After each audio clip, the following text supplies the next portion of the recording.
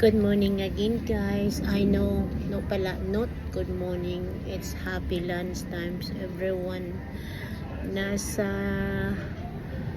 shop kami, nagkakain muna kami, tapos maglalakad mamaya. Andito kami, we are here in Kernel. It's one of the good place to go for visit. Of course, only in Australia.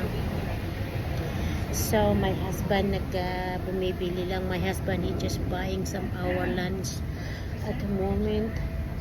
So, yeah. And then we're gonna go for walk later on to the water.